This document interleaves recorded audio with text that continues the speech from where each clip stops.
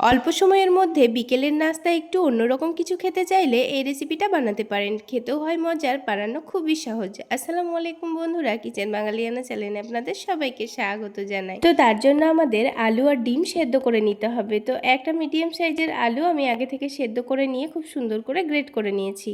তার সাথে দুটো সেদ্ধ ডিমও গ্রেট করে নিয়েছি। এখন এখানে কিছু মশলা দিয়ে দিতে হবে। তো প্রথমে একটু বেশি পরিমাণে পেঁয়াজ বেরেস্তা দিয়ে দিচ্ছি। তারপরে দিয়ে দেব স্বাদ মতো লবণ। ঝালের জন্য মরিচের গুঁড়ো দিয়ে দেব, আপনারা চাইলে কাঁচামরিচ কুচিও দিতে পারেন। খুবই সামান্য পরিমাণ দিয়ে দিয়েছি হলুদের গুঁড়ো, অল্প একটু ভাজা জিরা গুঁড়ো, অল্প একটু ধনে গুঁড়ো। এবার বাইন্ডিংয়ের জন্য লাগবে বেসন। তো আমি এখানে হাফ কাপ পরিমাণ বেসন দিয়েছি। তারপর সব কিছু একসঙ্গে ভালোভাবে মাখিয়ে নিয়েছি।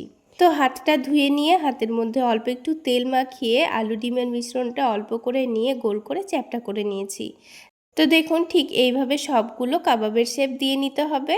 তারপর আলাদা একটা বাটির মধ্যে অল্প একটু লবণ, মরিচের গুঁড়ো নিয়ে নিয়েছি। তার মধ্যে দিয়ে দিব অল্প একটু পানি, দিয়ে গুঁড়ো মশলাটা একটু ভালোভাবে মিশিয়ে নিয়ে এখানে দুটো ডিম ভেঙে নেব। তো প্রথমে গুঁড়ো মশলাটা একটু পানির সঙ্গে মিশিয়ে নিয়ে ডিমটা গুলে নিলে দেখবেন খুব সুন্দর অল্প সময়ের মধ্যেই ডিমটা মিশে যায়। এবার এই কাবাবগুলোকে আমি এই ডিমের ব্যাটারে ভালোভাবে ডুবিয়ে নিয়ে হালকা গরম তেলের মধ্যে ছেড়ে দেব।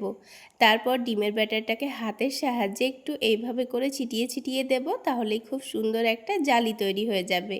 তো এইভাবেই কিন্তু আমি খুব সুন্দর করে অল্প সময়ের মধ্যে ডিমের জালি কাবাবটা তৈরি করে নেব।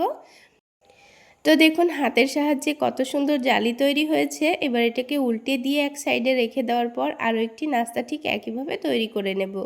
তাহলে বন্ধুরা, আজকের এই ডিমের জালি কাবাব রেসিপিটি আপনাদের কেমন লাগলো অবশ্যই কমেন্ট করে জানাবেন। আর আমার এই রেসিপিগুলো ভালো লেগে থাকলে চ্যানেলটি সাবস্ক্রাইব করে পাশেই থাকবেন। তো দেখুন বন্ধুরা, সবগুলো নাস্তা ঠিক একইভাবে কিন্তু আমি তৈরি করে নিয়েছি। এবার একটা নাস্তা আমি আপনাদের ভেঙের ভেতরটা দেখিয়ে দিচ্ছি। তাহলে আজকে এই পর্যন্তই। সকলে অনেক বেশি ভালো থাকবেন, সুস্থ থাকবেন।